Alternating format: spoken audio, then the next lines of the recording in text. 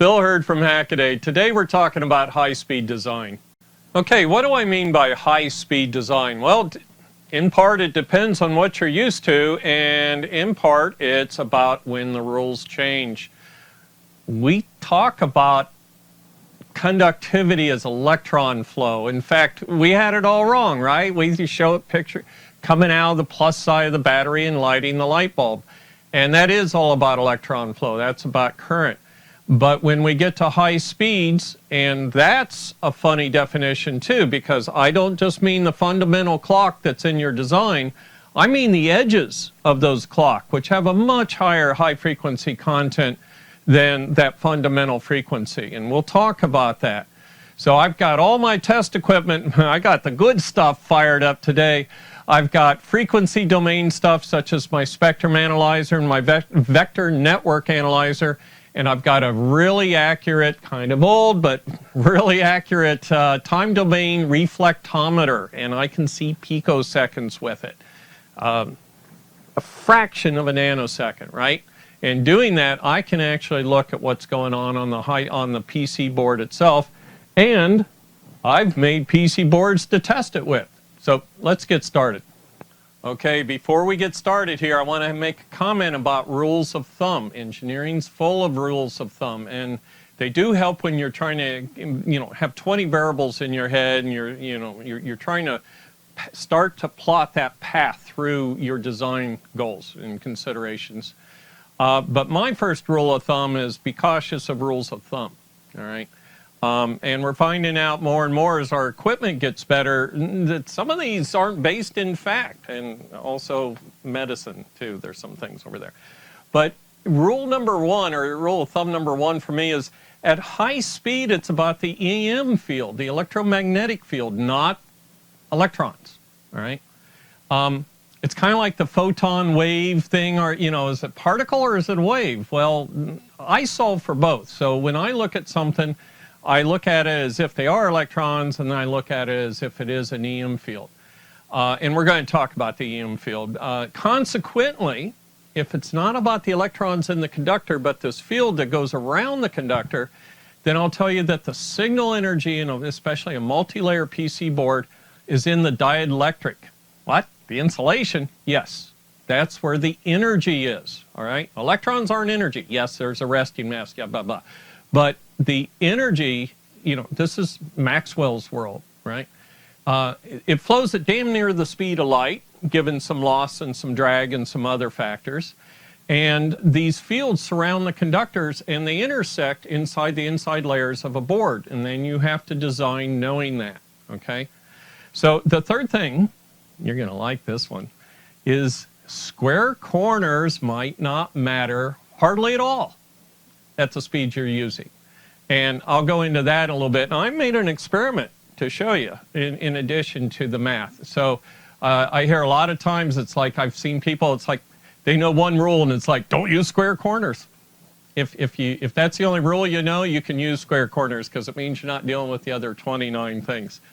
So here's another one for you. On a standard PC board, the impedance, and we're going to talk about impedance, the impedance changes based on the direction it flows on the board. Do the glass weave have a directional component to it? I'll show you that. I'll show it. I got the equipment. Here is an edge-on of a multi-layer board. In this case, I've shown two ground planes, and then there is a conductor in the middle, and it's surrounded by dielectric. So this is actually a three-layer board, in other words, ground, signal, ground. What you see is, first off, around the conductor is the magnetic field. And the way to recognize magnetic field is it tries to form a circle, whereas the electric field, the E of EM, couples to the return path as well as the conductor. So it tries to include the return path. So this becomes one animal from here to here. Here it is. The energy is in the dielectric. By the way, what's the difference? Here's a Rick Hartley for you. What's the difference between light and electricity? Frequency. All right, now this is important, and this goes back to the last video I did about inductance, and The bigger the loop, the higher the inductance. At high frequencies, and this is all again, this is EM field creates this phenomena, it takes the path of least impedance, not the path of least resistance. Okay? Now impedance has some resistance in it, yes. But if here is the source of the voltage current, gosh, I keep saying voltage, source of the current. By the way, Maxwell's equations don't actually talk about voltage, I'm told. You actually have to derive that from it because it's all about energy. If this was a light bulb and this was a battery, the signal would flow to the light bulb and then come back diagonally, right? Just low frequency kind of electrons. But at high frequency, as it propagates down to here, and it's going to do it at the velocity factor of the PC board, so we're talking huge fractions of the speed of light, right? EM field, bang, bang. It follows the signal path in the return path. So the blue is the ground plane, this fringy color is the current density on the ground plane, or representing the return current, and the purple is the signal path itself on a signal layer. Here's a diagram of the inside of a PC board. This is the glass weave that gets coated with epoxy as part of the lamination, putting these layers together. And the orange traces represent traces on the PC board. And if underneath this was a ground plane or VCC plane, something of low impedance, you can see that the dielectric, the insulative value for glass, is different than the value for just epoxy with no glass. So if the trace comes down the middle here, it's going to have a different impedance than this way.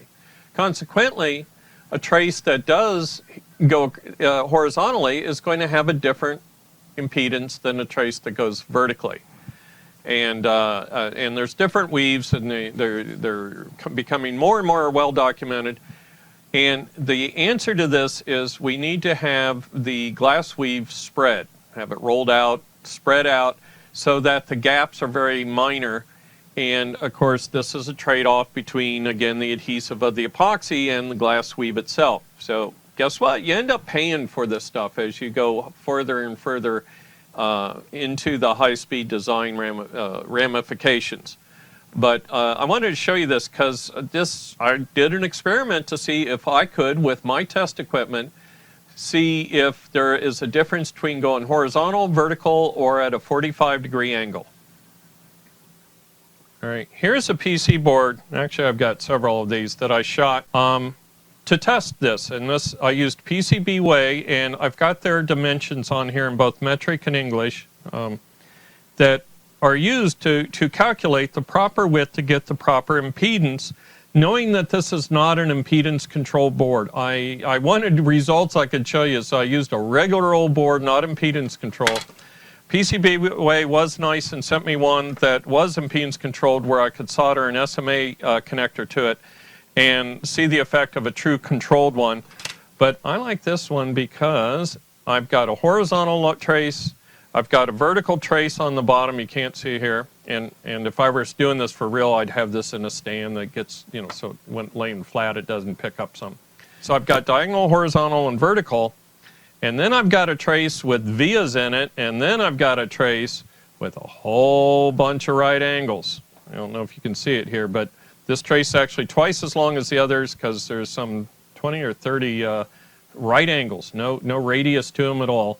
And we're going to test to see, try and get that glare off for you, problem with shiny black things. We're going to see about the right angles before we're done. A word about TDRs, time domain reflectometers. You know they're used for cables, right? And we're measuring feet, meters, right? Distances like that. A slow-moving pulse, I can actually use the frequency generator built in my scope and a little T-coupling to create the pulse that goes down and races back and get pretty reasonable resolution. At PC board speeds, which is 6 inches per nanosecond, I need a really fast rise time or it's still going to be going up by the time the signal's banged off the end and come back. It all gets muddy, right? So this actually started out as a video about making high-speed pulses. I've got a whole folder here of step recovery diodes, of avalanche transistors in avalanche mode.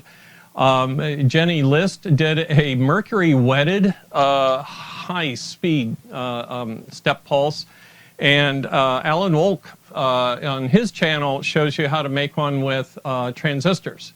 So, and I was going to do that till I came across, let's get it here, this little guy for about $60. This has 32 picosecond.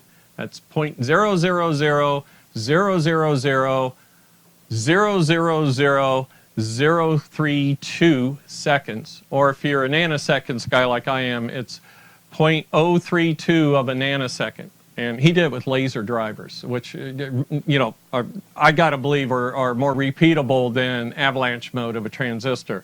So leobodner.com is where I got it for like 50 bucks. I'm never making a pulse generator again. He does it better than me. This is a CSA 803 I got off eBay. This is a communication signal analyzer, and what it is, whereas an oscilloscope has higher sampling rate than its bandwidth, this has lower sampling rate than its bandwidth, but it does multiple traces. So there's no one trace that could do 20 gigahertz. This has a 20 gigahertz bandwidth. So, woo, nice eBay find, right? So, and the pulse rate coming out of here is like something like 12 nanoseconds, 20 nanoseconds. I forgot to look it up, but it's lots of zeros and this little. And so what that speed of pulse does means I can see individual features on a PC board. Let me zoom in and we'll take a look. Here I'm at half a nanosecond per division. Right here is the 50 caliber, geez, been out of the Army too long, 50 ohm of the cable. All right, there's the problem with the connector. You notice connectors aren't perfect. And you'll see that our impedance is just a little higher than the cable, but it's kind of close. So let's take a look at a vertical direction and see what impedance we get from that. Here I've moved the cable and the terminator to a vertical direction, and actually you can see the backside of it, the graticule that's not lit up real bright. But this line is right on it. That's the 50 cal of the cable. And you see our impedance actually is higher in the vertical direction than it was the horizontal direction. So now the way around this, that if you want to use standard boards, I'm trying not to call them cheap. If you want to use standard boards, you can cock the board to the side inside a bigger board so that there are no angles running exactly horizontal and exactly vertical. They're running, I think, something like 11 degrees or 16 degrees or something, gets you enough mix of horizontal and vertical weave components that you get a better control of the impedance. Here's this red impedance control board. You can see my SMA connector there on the side. And you see we do have a much smoother experience, if you want to call it that. Now, with that said, I can't put a termination on this, so it's not quite an apples-apples comparison. But it is, you know, looking at it from just one port is also doable. And in this case, it looks like an impedance-controlled board to me. Now I've hooked to the trace that has a bunch of vias on it. Now I cheated. I didn't. These are the worst case vias. They are antennas. They're acting like stubs. They're nasty little things. And look what it did. By the way, we fix that with things like back drilling and stuff like that. We'll talk about that later if we do a true PC board turnaround. Here at 200 picoseconds per division. Can your scope do this? Look at what's going on here, right? And what's great about this is I can actually keep dialing in to see the effect, but look how much it came down off of the 50 ohm.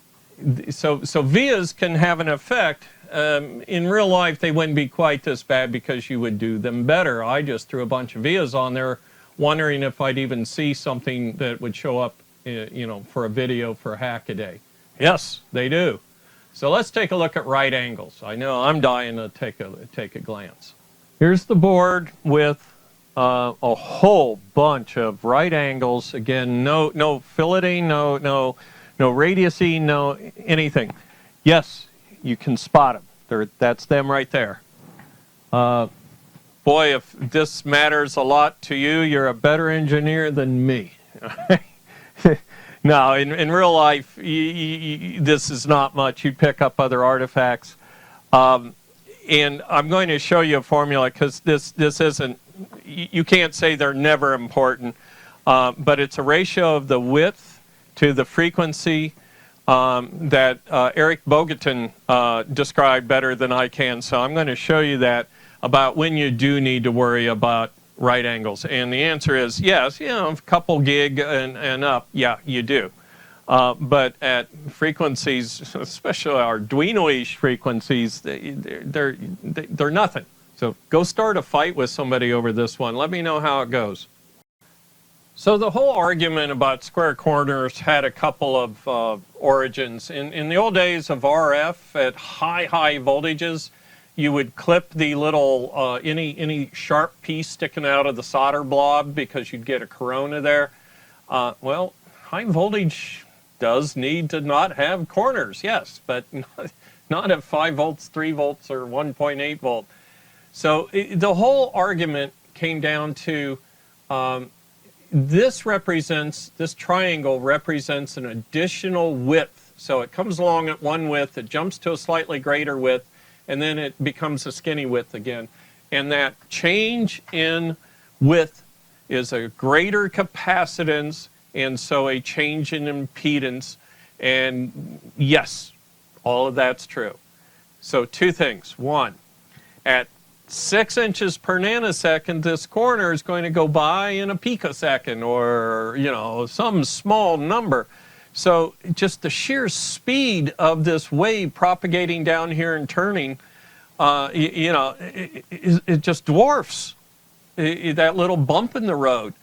And if you get a PCB manufacturer that says, oh, acid collects in this corner, get a different PCB manufacturer. I don't know that that was ever true. I think that came from somewhere else, like chip design or something like that. So, but Eric's done the math for us. And basically, he's saying that in mils, it's 1.6 femtofarads. That's even smaller in a picofarad, or a picofarad, 1.6 picofarad.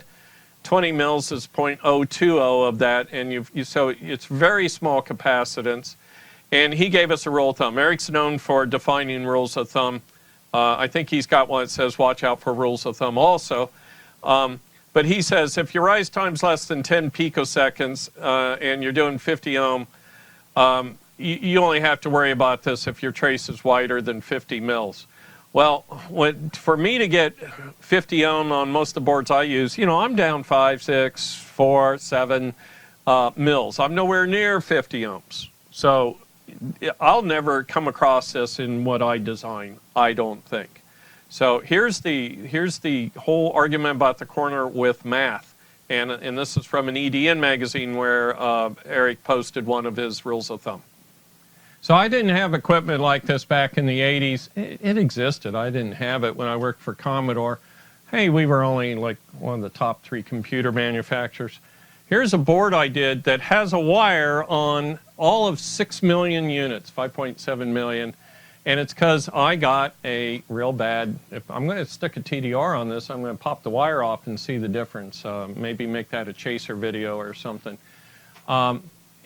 Where the layout sucked so bad that I had to provide another path so it wouldn't reflect and do a reinforcement cancellation thing, think waves, right, on the board. And my best fix was to add a wire. If we try to move the trace on the board, I might just move the problem, and I only had a couple months to do this anyways.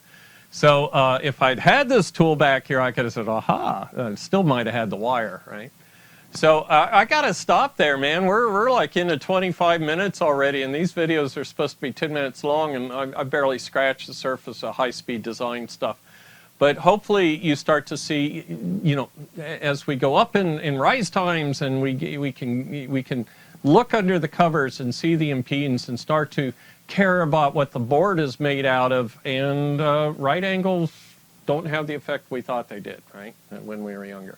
So Bill Hurd from Hackaday. I really hope to make a second one of these where I crack out my vector analyzer and show you the S domain, the imaginary domain of frequency and whatnot. And I even have my spectrum analyzer.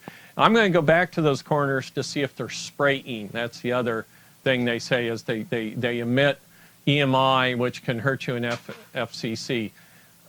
Not at these frequencies. So, Bill Hurd from Hackaday. I'll see you on the next one.